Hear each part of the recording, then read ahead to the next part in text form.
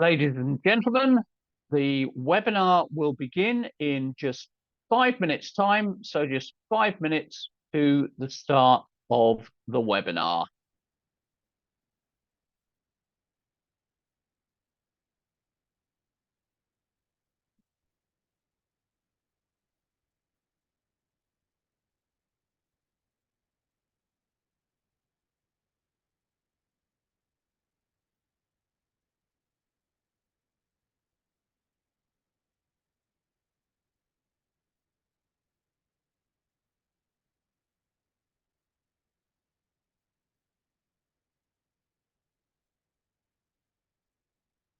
Ladies and gentlemen, the webinar will begin in just 4 minutes time. So we have just 4 minutes until the start of the webinar.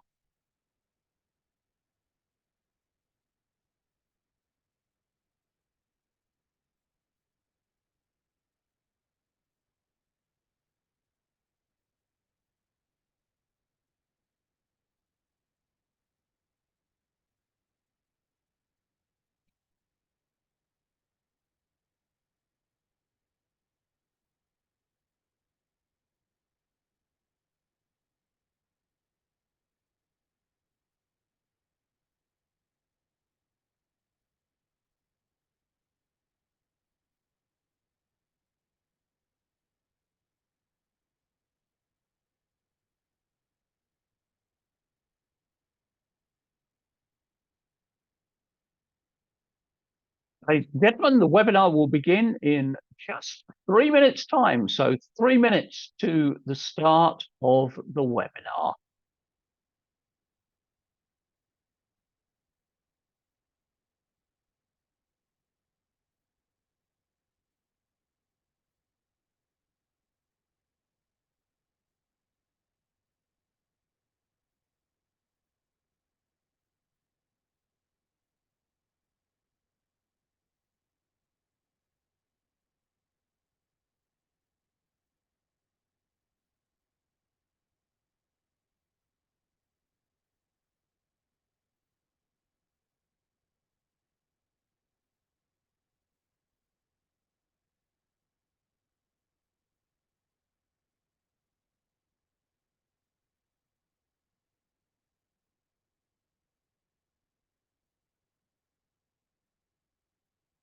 Ladies and gentlemen, the webinar will start in 2 minutes time. So just 2 minutes before the start of the webinar.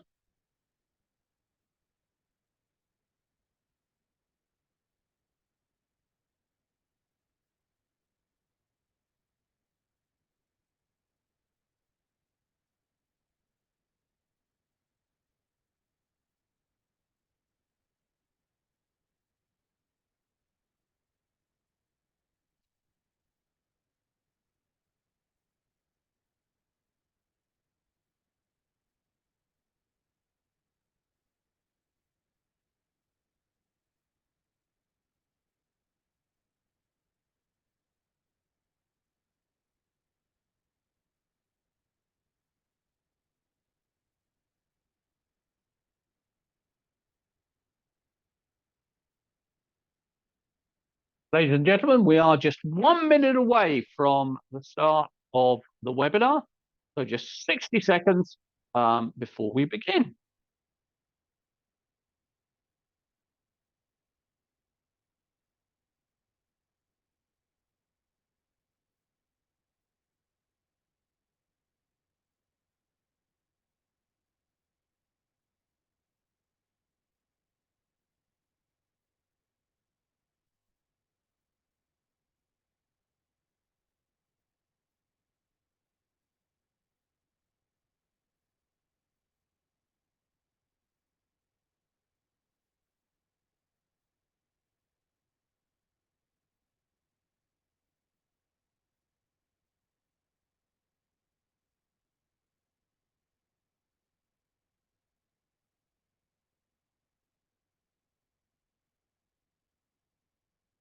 Ladies and gentlemen, welcome to the webinar.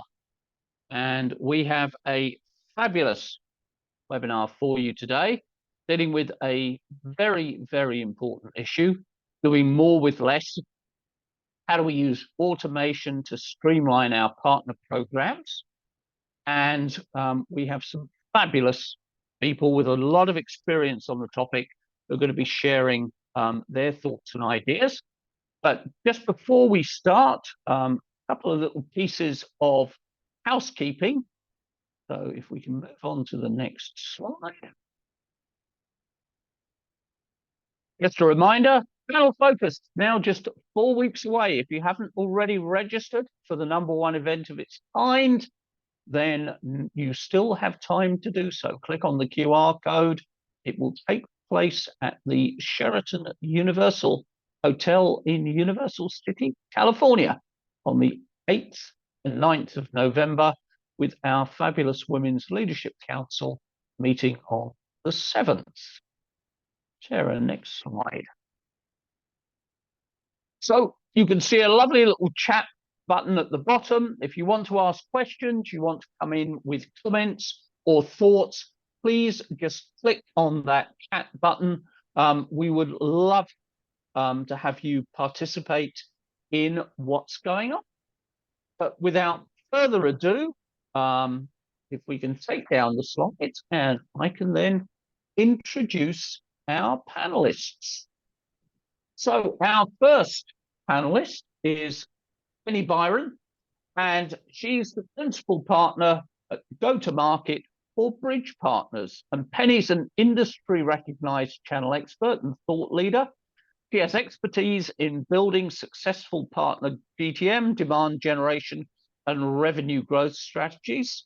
She's also the founder of 2 successful startups with a long history of senior marketing leadership and advisory roles for key companies like Cisco, Adobe, Checkpoint, Juniper, etc. She's also a world traveler, a writer, a carb queen, and lover of all things pasta. She shares adventures with her husband, Michael, her daughter, Madison, her son, Cole, Barley, their golden retriever, and 3 foster rescue cats, Gizmo, Astro, and Snow Bear. So quite a menagerie there. So Penny, tell us a little bit about Bridge. Sure. Thanks, Rod, for that fabulous intro. I'm not sure how to top that. Bridge is the largest independent consultancy for high-tech SaaS cloud innovators. And we work with partners every day of all sizes to help them develop go-to-market strategies, build partnerships, drive revenue and opportunity. And real excited to work with this team here today and share some best practices with everyone. Fabulous. And our second speaker is Ken Fox, and Ken is the CEO of Channel Mechanics. Ken is an accomplished leader with over 20 years experience in the channel. He's got a master's degree in software with an MBA and has transformed Channel Mechanics from a startup into an award-winning SaaS provider that is truly disrupting channel program execution. He's passionate about enabling his customers to get the most from their partners. And in his spare time, he provides, I'm sure many of us will empathize with this, a non-stop taxi service for his 4 children. So Ken, tell us a little bit about Channel Mechanics. Hey Rod, thank you very much. Yeah, so Channel Mechanics are a channel enablement platform that our customers use to deliver their partner programs, and very topical today, doing more for less. So looking forward to the conversation. Fabulous. Our third panelist is Cassandra Golston, and she's the CEO of PartnerTap.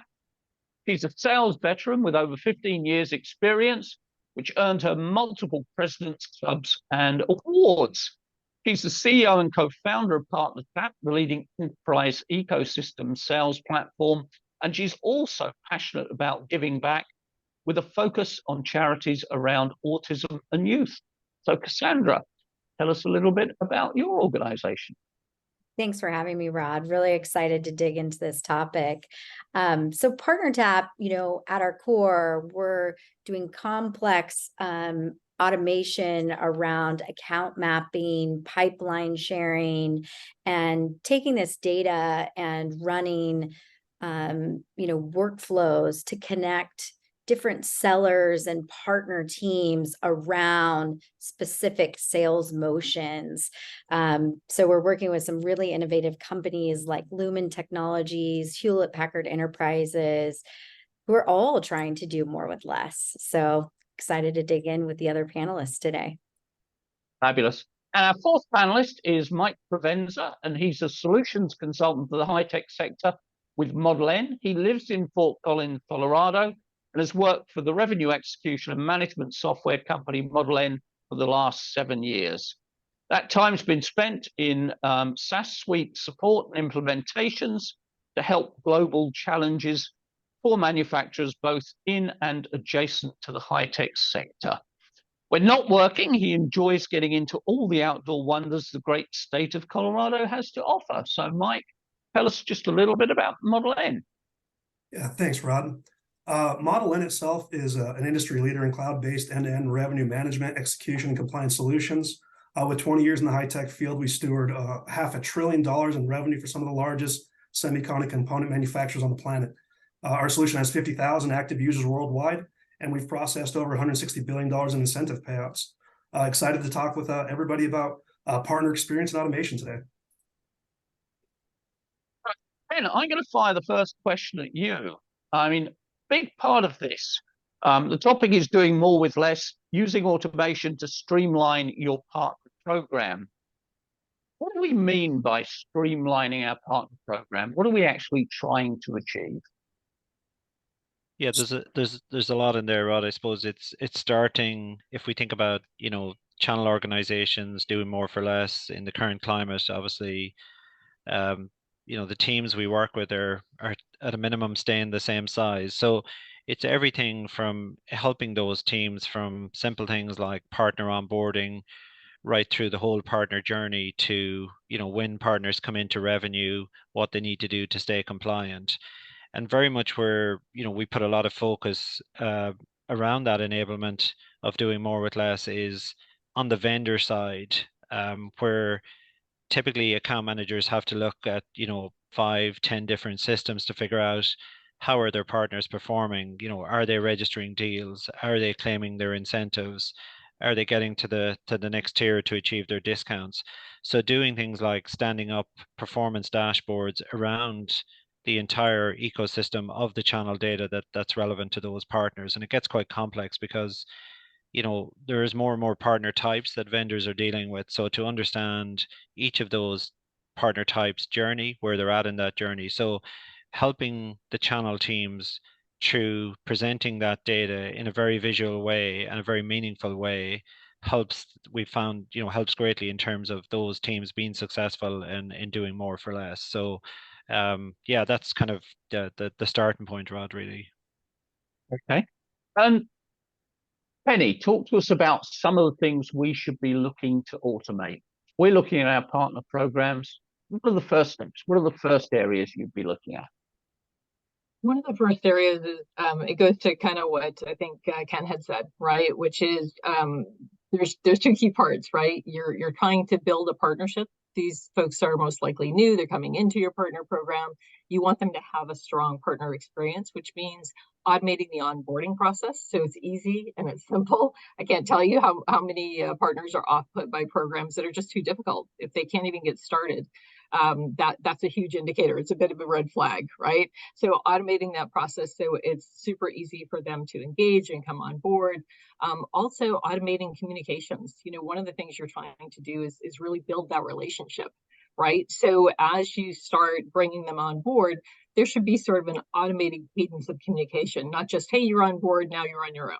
Right? You want to make sure that you're able to say, hey, it's day 10. Have you done X, Y, and Z? Hey, it's day 30. Did you know if you do these 3 things, you can drive more exponential growth? Hey, don't forget to, attend this webinar to find out how to, accelerate your sales team. Things of that nature, right? So automating not only the onboarding process, but the ongoing cadence of communications that you have to continue that engagement. There are probably a million more that go after that, right? In terms of just looking at their performance, their growth, making sure that you're hitting your revenue targets, that you're seeing their growth, that you're tracking their progress. But I think those two most important ones are really just making sure that it's easy for them to get on board, access tools, really good onboarding process, and then that ongoing communication to keep the mind share and keep them engaged. Cassandra, there's a balance here. We want to automate. In fact, our partners want to automate many of the things we do with them, but how do we balance that with where we bring in the human touch?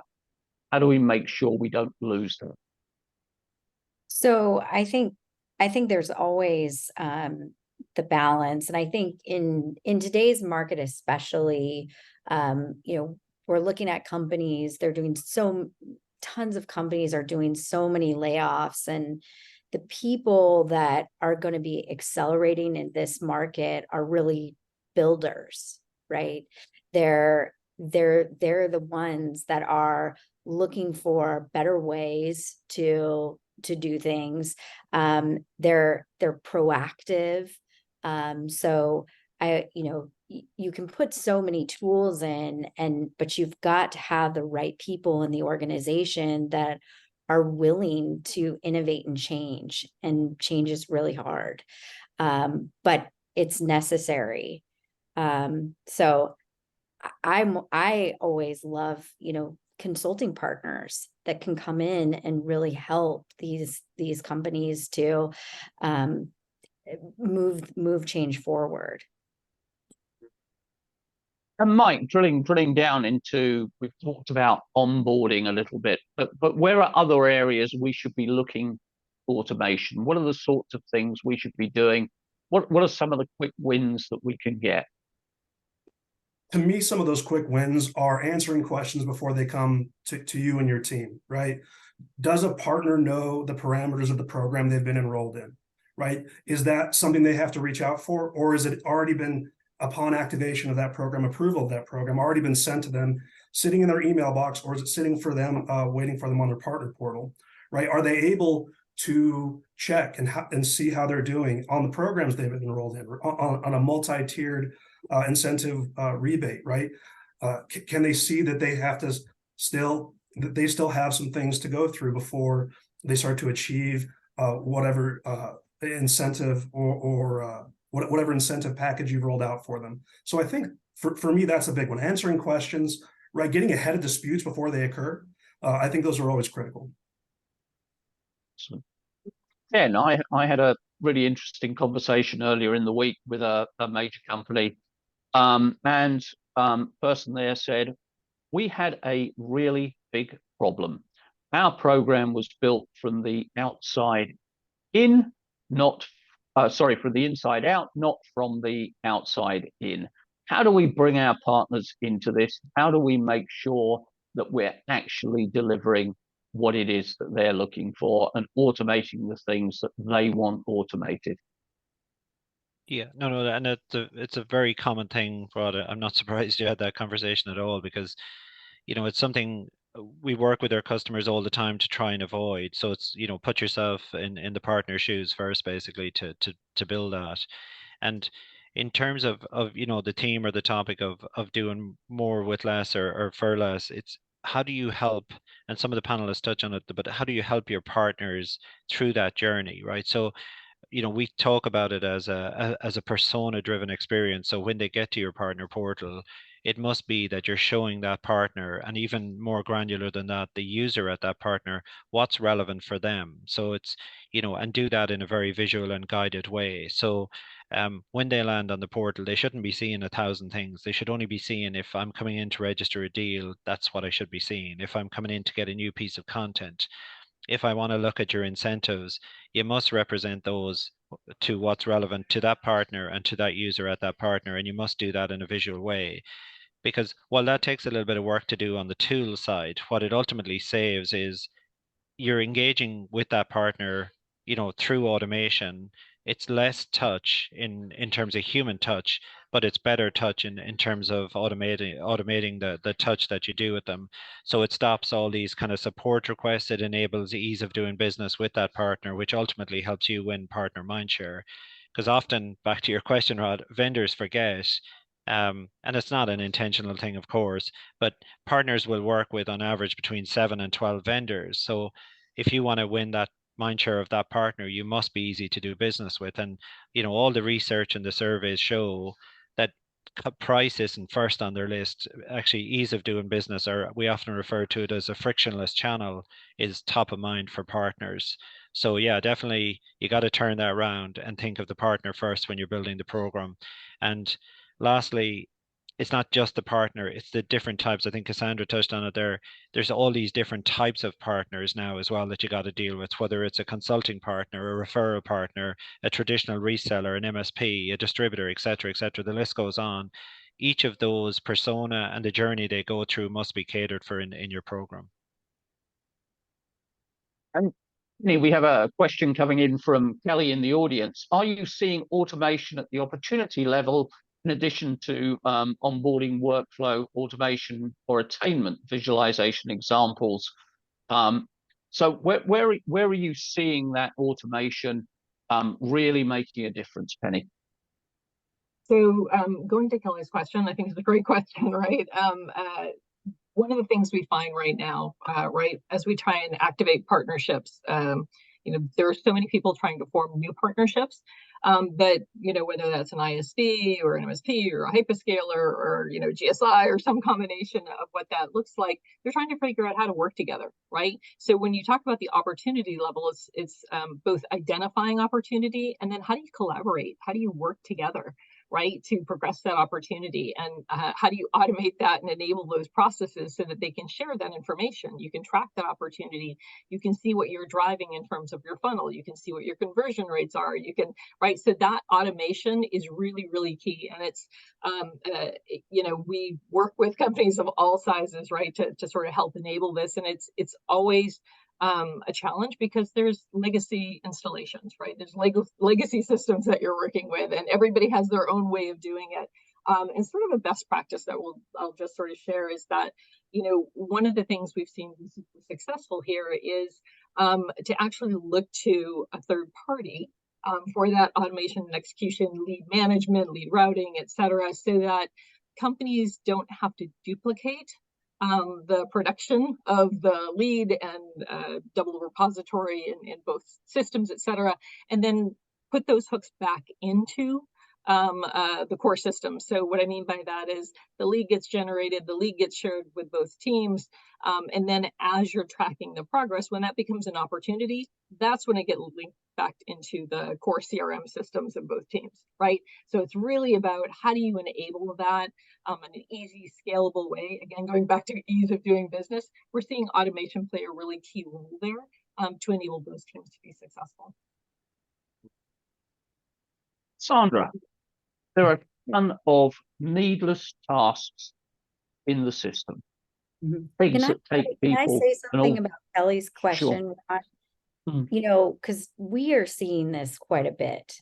So companies are sharing opportunities with partners, right, at certain times where they can actually see when the partner is in the same opportunity, but they didn't know about it, or the partners have actually sold to these companies. So we're seeing some really interesting new things with opportunity sharing and getting partners engaged to go and cross-sell, upsell deals through our work with organizations. So it's a good question. Sorry to cut you off, but great question. Okay. So I'll direct this at Mike. Needless tasks, Mike. There are loads of them in the system. How do you go about identifying them? How do you go about then removing them or automating them and making it simpler for the partner? Absolutely. So, and going back to what Kenneth said, right? Put yourself in their shoes. As far as needless tasks are them not knowing where to go for a particular piece of information, right? I went back to the parameters of the program, the performance of programs they're enrolled in. having to reach out for potentially training materials when they are engaging in market development funds? Do they have access to those materials immediately?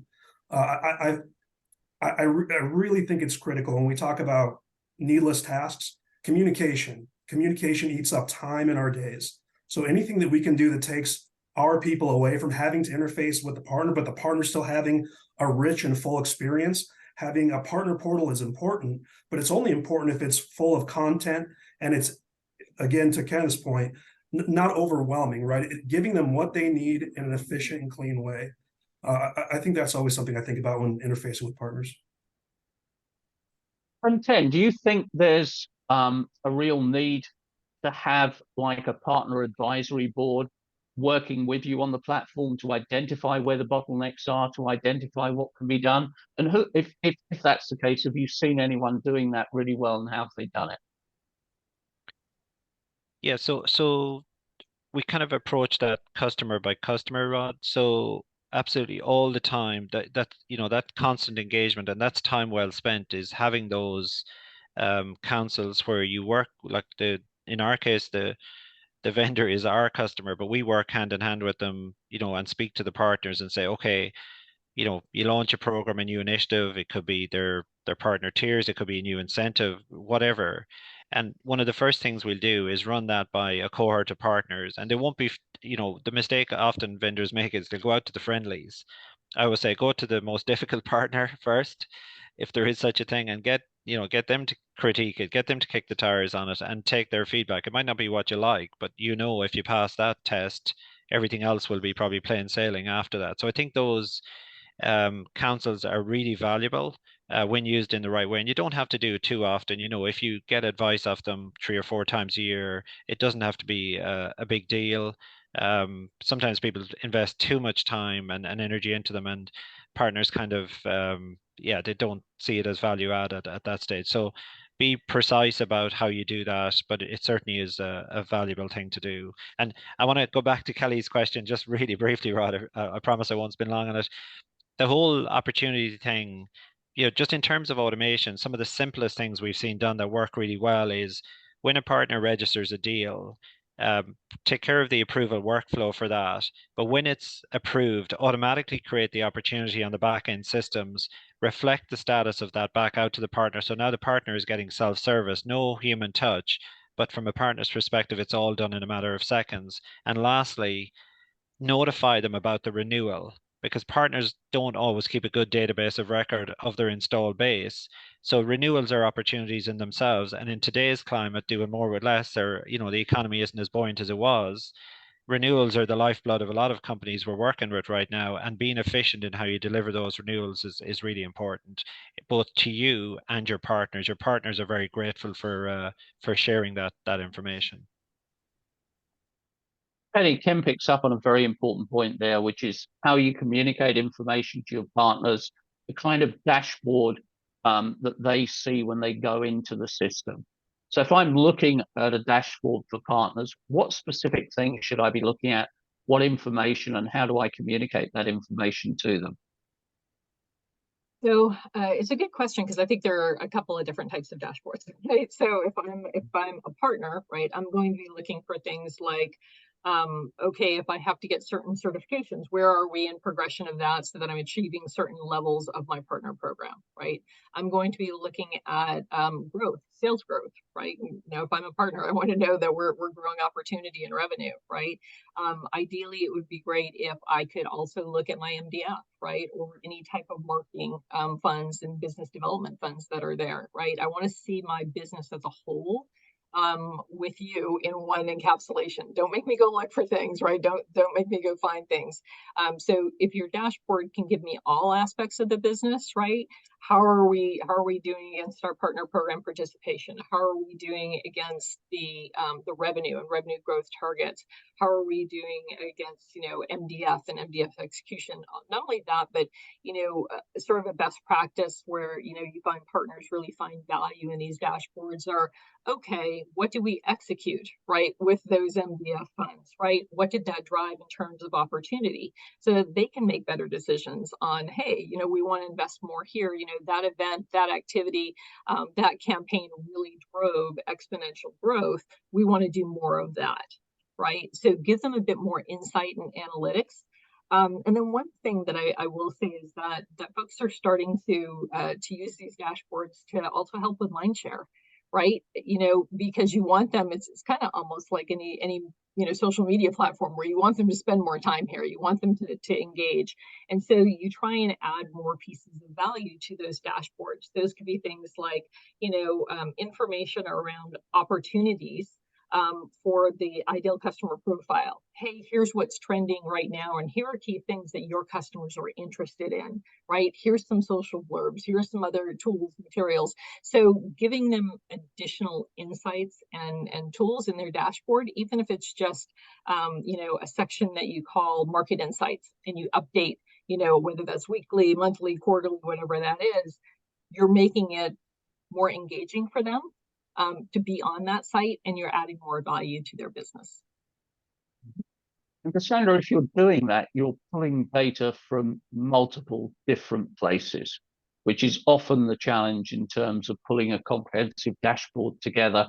Have you got any advice for the people on the call on how you bring that data together so the partner is actually seeing single pane of glass, this is what it is, rather than having to go to multiple different places to get the answers? Yeah, I mean, we're working with a lot of companies that, we're working with their largest partners and really large vendors. And what we're finding is both sides have really, really targeted propensity data. They have intent data, and marrying that in a single pane of glass really allows you then to go, what sales plays are we going to run right now? And that's the biggest thing, is these partners, they want to go get deals. And so vendors and suppliers, like everybody on the call has been talking about, the ease of doing business, but it's also helping them uncover revenue. So the vendors and suppliers that are taking that data and really giving it to the partner where it's married together, and then allowing them to go after the lowest hanging fruit right now. That's what companies need. Show us where our lowest hanging fruit together is, so we can go close those renewals, we can go upsell, cross-sell, we can go get net new logos. And companies have it, but it's very difficult to marry it together. Mike, if you look at the topic, you look at ease of doing business, you look at what partners are demanding today, what your customers are demanding today, the vendor community. How's that changing? What shifts are you actually seeing in terms of what's being required?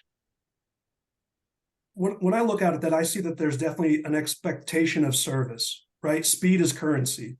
Are you able to answer your quotes in a timely fashion? Does your system take automated, layered, complex pricing logic and return immediately a price on the request for pricing to those partners? Or do they have to wait for a response from the team after they've pulled pricing from 3 or 4 different systems, ran it through an Excel macro, VLOOKUP, passed on from their boss and their boss's boss before them?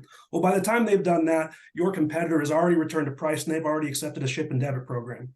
So I think it's like the speed, that which you do business, and the ease of doing business is what partners are really looking for in today's environment. Excellent. And Ken, there's a question coming in from Daniel. How do you differentiate partner enablement from partner engagement with automation?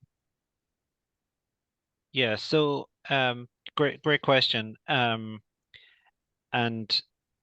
just before I answer that, just something on the previous point around the pulling together of the data, Rod, because it there's this idea that it's too hard to do. I completely differ with that view. It's actually maybe it was difficult to do 5 years ago, but there's brilliant tools and systems in the market, things like data factories that you can really pull all of this data into, and then present it in a meaningful way, both on the partner side, But I think it's equally important on the vendor side. And, with today's topic in mind, that's where, what we're trying to help those channel teams that are, struggling to keep up with all the demands in the current market. And if you help those channel teams with giving them the data and insights into which partners are doing well, et cetera, I think that's really important for the audience to understand. Don't be daunted by those types of projects. They're really not, they're not that difficult as they used to be. I'm not saying they're easy, but they're certainly not too difficult. And I would always say they're absolutely mandatory. If you're going to succeed in the channel, you have to be doing that kind of stuff. In terms of the question that Daniel asked there, I would say the way we look at that is kind of, there's two different things there. So in terms of partner engagement, we look at things like, okay, you've launched your portal, your different programs, and vendors vary from, running 30 to 50 different programs to 2 or 3 at any given time. So the partner engagement piece is, you've launched it, who's logged on, from which partner, what have they looked at, what piece of content have they consumed? So we kind of call that partner engagement. Are they active, or have they ignored all your communications? They signed up, but they've done nothing. So there's a lot of metrics around engagement. Whereas around enablement then is, okay, they have now engaged. Have you enabled them to sell? Okay, so that enablement comes down to, are they transacting through your deal registration program? Are they qualifying? Penny touched on MDF is really important. Are they spending the dollars you're giving them? Are they claiming their rebates? Are they moving through the tiers and the programs? Are they creating those opportunities that, you ultimately sign that partner up to do to end up, getting the reach and revenue to their end customers? So the whole enablement is really after the engagement. So once they engage, you need to quickly move them on to the whole enablement piece. And the enablement piece is really where, the tools and processes and automation really kicks in. And that enablement takes many forms, from the programs piece I mentioned to, it could be something as simple as doing the training, the technical and sales training. Okay. Fabulous. Penny, I'm going to backpedal a bit now. I was looking at my program. You've had a lot of experience with this. Where are the 3 or 4 key bottlenecks, the 3 or 4 things where you typically see, hey, this is a long-winded process. Here are areas we can really look at, really make a difference by automating? Gosh, there's so many. Where to start? So I think the first thing I'll say, just as an intro to this topic, Rod, I think one of the most important things when you're looking at your partner program is sort of your landscape. Do you understand the landscape of the partners that you have and what their capabilities are, right? So it's almost that mini PRM functionality, right? You'd be shocked, surprised, maybe you wouldn't be, but I always am at the number of folks who just don't have that capability, right? And that's an automated capability that enables you to really understand what partners you're inviting in, where their strengths are, where their opportunities are for upsell, cross-sell, where they specialize in. Are they just services? Are they integration? Are they support, right? What role they play in your ecosystem? So that's the first thing. I think just really getting a good landscape for your partner program, that's your base, right? You build everything from that. So that automation, that capability and understanding of who is in your program and how to accelerate it, that's number one. Number two, I think, is so many folks for their onboarding get touched by like 6, 8, 10 different groups, teams, et cetera, right? And so if it becomes a painful process, right, again, for the partner, we talked about this a little earlier, you're more likely to see less participation and follow up. So that automation of onboarding is definitely a bottleneck. And then the other thing I think that we see is everyone's trying to build mind share, right? We haven't talked a lot about it on this call, so I really kind of want to bring it up. It's one of the top things that I hear from clients all the time, right? They have, as Kenneth was saying, 6, 8, 10, 12 vendors, right, that they're working with. And in order to capture their mind share, everyone's looking to do partner-led opportunities, right? In order to do partner-led opportunities, you need that mind share, right? You need them to be thinking about what is the opportunity and how are they going to grow their business with you. So making automated communications, touch points, ways in which that you can engage, even building community. We haven't talked a lot about this either, but building partner community so that they are getting best practices. You're doing a sort of a, we call it a, time to fish, right? Teaching them how to sell, right? During, whether those are lunch and learn webinars or however those might be, but building the automated cadence of communications that get triggered as they pass different phases of the partner program. Like, oh, okay, they've just got this specialization or this certification. Now you want to automate certain communications that are relevant to them, that are going to help them drive opportunity, help them drive business, get them engaged in other activities, whether those are, funded by the vendor or, externally or MDF funded, what have you. But building in that automation that ties to their business and to growing your business as they evolve as a partner is really key. It's a bit more advanced for some, but it's where you see the huge impact and you really see that mind share start to grow because they see the value of the partnership that they're building. Sandra, same question to you. Specific areas where you're seeing bottlenecks, which people should really be looking at and saying, hey, here's some of the focus points where I can really make a difference by automating these processes. I think, well, Penny was talking how to fish. I think it's a lot of it too is also where to fish. So I know I talked about, bringing intent data and propensity data together with a vast ecosystem. The hard part to that is you have to share everything to find the intersection point if you're doing this without automation. So I think using automation to go, this is where to fish now that you know how to fish, right? And doing that with the top partners or the partners that now know how to fish, right?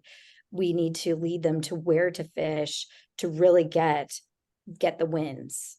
So that's what I would say. Mike, same question to you. What are the quick wins that people can get when they start to automate things? What are some of the areas they should be looking at? I would say, because we're talking about setting up and starting these relationships with a variety of different partners, right? So now that we've got these relationships, we have them working with us. I think the day-to-day is important, right?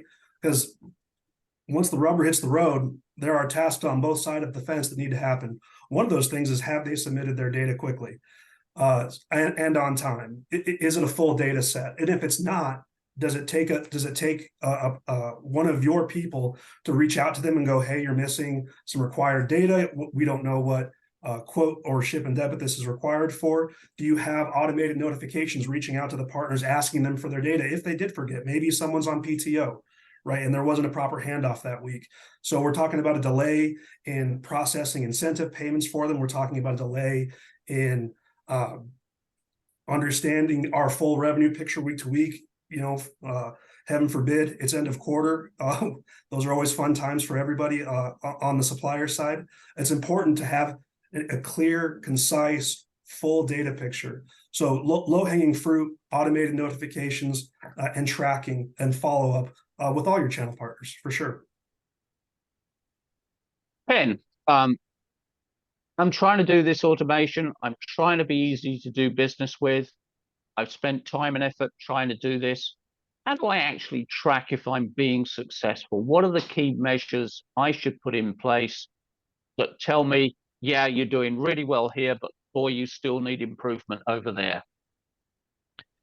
Yeah, no, really, really good point, Rod. And it's not always the same thing. So I would always say to, our customers we work with, one of the things we always do on these partner performance dashboards to do what you just said is we kind of sit down with them and say, okay, what are the KPIs that are important to you? Obviously, revenue is important, compliance is important, but often after that, it can vary. It could be things like, okay, I'm starting to move my business to a subscription or a cloud-based business. I really need to measure that. Renewals are really important to me. I need to measure and report on that by partner, by end customer. I'm paying a lot of incentives. I need to see if those incentives are actually delivering the ROI. I'm spending a lot of marketing dollars. So kind of it's broad and varied, but I would say people need to really think about what are the KPIs that are important to you as a company, important to your channel, important to your partners. And once you think about what those KPIs are, again, I would always say to people, okay, rub those KPIs against, go right back to your, what's your company strategy? Rub them KPIs against your company strategy, as in the CEO strategy that's been published. Do they mirror those? If they do, great. You kind of almost feel, right, I've done the validation, I'm on the right track. If they don't, then you probably need to relook at them again. And then secondly, play them off your channel strategy. So your company strategy, your channel strategy, and then you should be able to come up with the right KPIs. And then after that, those KPIs need to be as automated as possible. We touched on this a little earlier, but what is the data that drives those KPIs? Automate how you present that. The presentation, there's really great tools out there to do the presentation today. Use those tools to do the presentation of those KPIs. And that might be, I'm setting you, Mr. Partner, a revenue target. Here's how you're doing against that target, on a week by week basis. You don't need to bombard them. Weekly is plenty. Some people talk about doing it daily, but honestly, they don't look at it daily. And on the other side of that coin, as I always say, is the channel team's view. So similarly, each partner is looking at themselves and how they're doing against the targets you've set for them in this example. But the channel team, the account managers that own, they will own multiple accounts. They need a similar view of that data for all of their accounts and how are they doing. And the idea behind automation is to remove those bottlenecks, to free up the people to have the human touch conversations when those human touch conversations are needed. And that's what it ultimately does. So now, if you have a partner that's doing, really well, they might be within an inch of, one more deal and they get into a new threshold and they get extra kickers. That's the time then where the account manager is free time to kick in, have that conversation and become very, what we call sales focused. So really helping your account team to move from being operational to being sales oriented in today's climate is really, really important. And that's where, developing your KPIs and the automation to deliver those KPIs in a visual way is really, really important. And Penny, sticking with KPIs for a moment, how much of that should you share with your partners? Should you share their performance versus other partners that you're working with? What do you provide for them? What is best practice? So I would say, in terms of just sharing your KPIs, definitely, right? You want to be on the same page for what the expectations are, right? I think, so going back to something Kenneth said, we talked earlier about dashboards, what should be on there. A lot of times companies will have, rebates or incentive programs or milestones that they're hit, acceleration programs, et cetera, right? So being able to track against progress on where you are, again, you're working with 10, 12 different companies, right? You want to be able to easily see where you are against that goal. Right. So I would say it's not just enough to, share what the goal is, but share the progress, share how they're doing. Right. Don't wait until the last of the quarter and say, oh, well, whoops, you missed it by, 10K or whatever. Right. You want to be able to share that milestone progress along the way. So automating that where they can just go in on a live dashboard and say, hey, it's mid-quarter, we're 20% under, we really need to kick it up, right? We need to be in high gear is super important. And the same thing from, the vendor side of the house, right? You want to know how your partners are performing. It's right. If I'm a channel manager and my comp is dependent on my partner's performance, I'm going to want to know how they're doing, right? I want to know where they are in progress to achievement. So I think that's really key. In terms of, sharing how they're doing against other partners, I wouldn't say we necessarily see that a lot other than, sort of benchmarking in general, right? X percentage of growth, things of that nature, right? So we might do it more generalized. And occasionally, a good competition is a good friendly competition is a good thing, right? Where you have a leaderboard and everybody can see that as you go. That's another way to sort of to share sort of benchmarking or results, right? And how people are succeeding. But I would say as a general rule, we don't say, hey, you achieved X percent and everyone else achieved, right, something else. It's not sort of a best practice. But I do think that there's a role for that in a nice, heavy healthy competition. Salespeople are very competitive by nature. I can say that because I have a sales background. So people are excited by those opportunities, and those would be the kind of metrics that you might share, or KPIs, right, for goals and growth that you might share in a wider audience and in more of that kind of setting. Wendy's just come in with one of the topics that I was going to use as we get towards the end of the session, and that is AI. Everybody is talking about AI and how it's going to transform everything.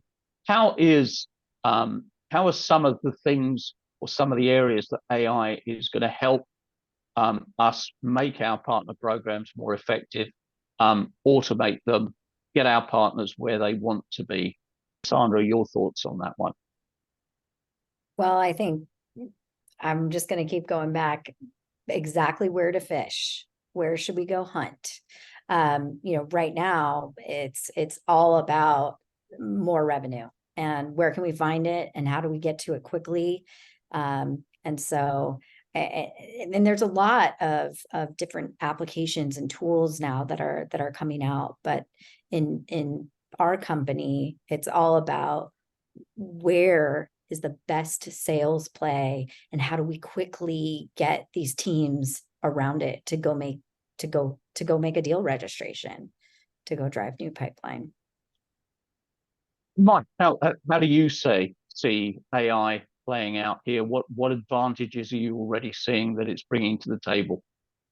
Well, with AI, it's kind of a new and exciting space, especially when we talk about, to Wendy's question, engaging with partners, right? Do we have maybe our own chatbot to where they can be supported by AI based on a series of prompts that partners may be having trouble with a certain situation, or they have a curiosity maybe about a particular technical question related to your products.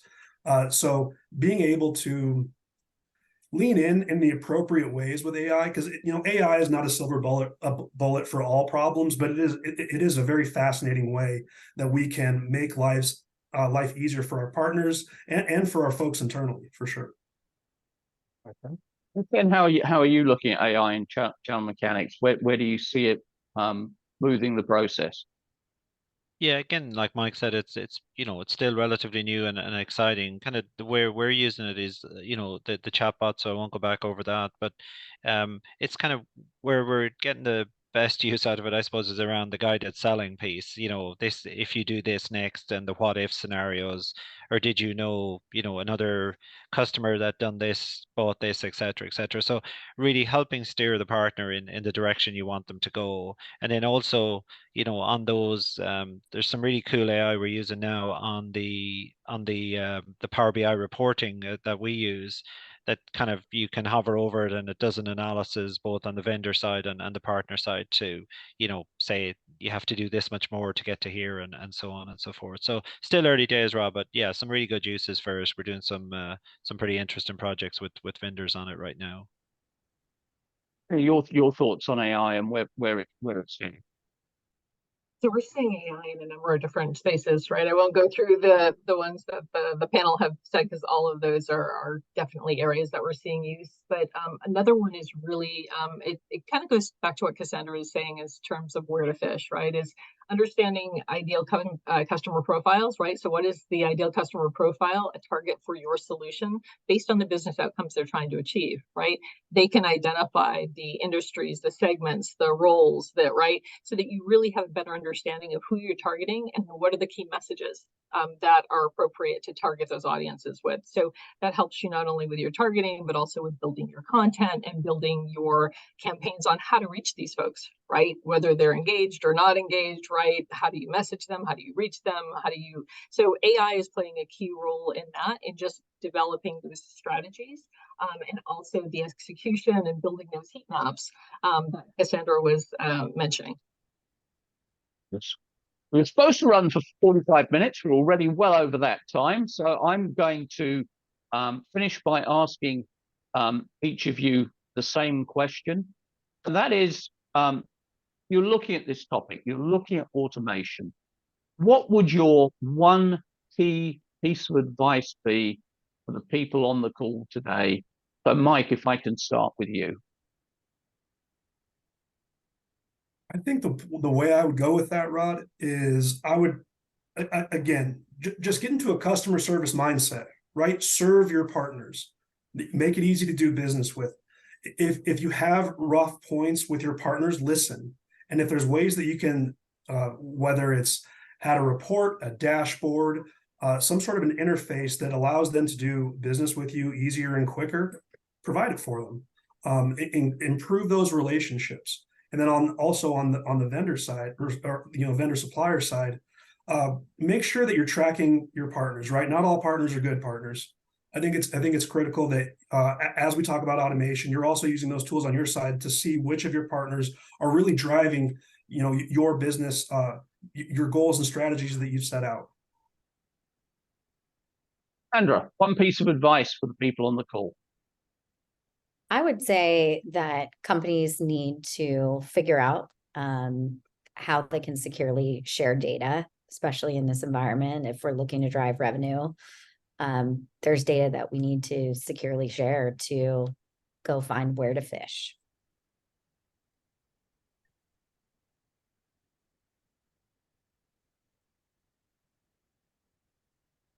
Lost you? Can you hear me? I can hear you. Can you hear me? Yes. We couldn't for a sec, Rob. You actually went out for just a sec. Oh, sorry about that. Ken, same question to you. Yeah, no, thanks, Rod. Yeah, I would say automation is critical in today's environment to be competitive, or to win partner mindshare. You have to automate. And I suppose my one piece of advice, Rod, would be there's brilliant tools and systems out there today. It's not that hard anymore. So embrace it, dive in and do that, and you won't be sorry for doing it. Not by no means least. Well, everyone had great advice. I think the one piece of advice I would say is that think about how you use automation. It's not a replacement for building relationships, right? You still need that personal engagement. So think about how automation enables you to build that relationship more effectively, right? Yes, you're going to have streamlined processes, but people are still going to want a human touch. So figure out how to weave that into your automation, because that's going to help you scale. That's going to help you get that mind share. That's going to help you build those resources. And that's kind of one of the things that's a little, I think you touched on earlier in one of your questions, Rod, which is, how do you have that balance, right? And that really balances, you want to have that personal touch at the beginning and then key touch points as you're going along. But the rest of this automation will carry you through so much further. So think about how you weave those two things together would be my advice. Fabulous. Mike, Sandra, Ken, Penny, thank you so very, very much. Great advice, great insights. And as we close the session, you'll see a survey coming up. We've talked about KPIs. We really, really want to know how we've done. So please do take a couple of minutes just to complete that survey. But once again, Mike, Cassandra, Ken, and Penny, thank you very, very much for a fabulous set of insights on what we should be doing. Thank you, everybody. Thank you. Thanks, everyone. Bye-bye.